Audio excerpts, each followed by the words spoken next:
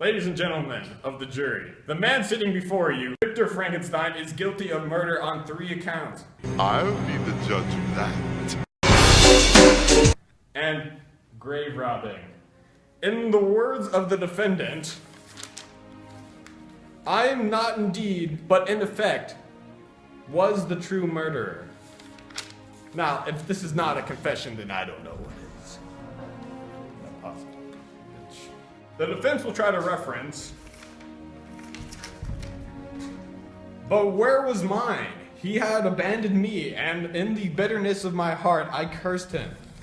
Or, while I was overcome by these feelings, I left the spot where I had committed the murder and tried to prove that the monster himself is guilty, while Frankenstein is innocent. Frankenstein created the monster and let it escape his lab. And as Robert Walton stated,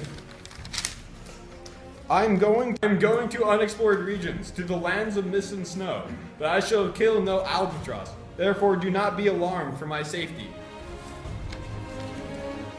Then, when Victor left his lab, he proclaimed,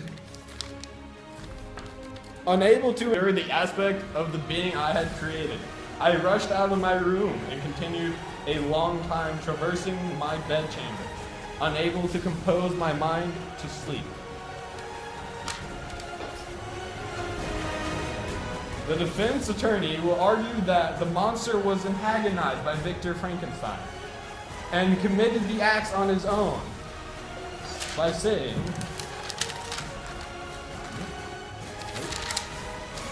believe me, Frankenstein, I was benevolent.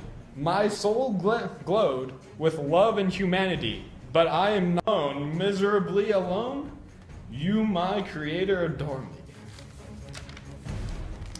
Or the defense attorney will point out that the monster says, many times I considered Satan as the fitter emblem of my condition. For often like him, when I viewed the bliss of my protectors, the bitter gall of envy rose within me.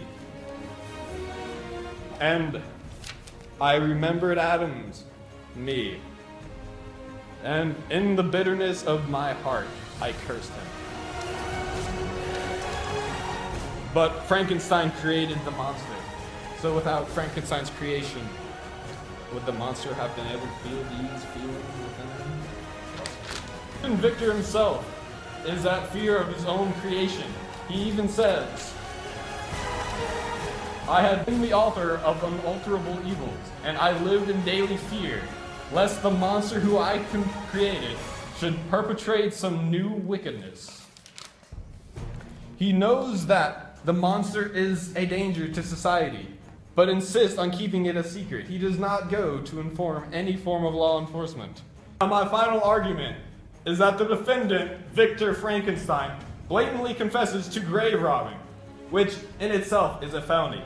He says, darkness had no effect upon my fancy, and a churchyard was to me merely the receptacle of bodies deprived of life, which, being at the seat of beauty and strength, had become food for the work.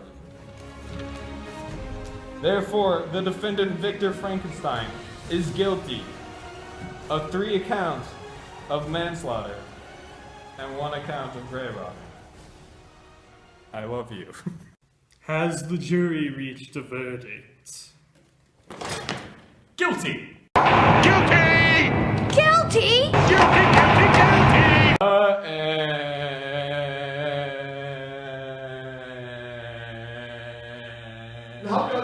God.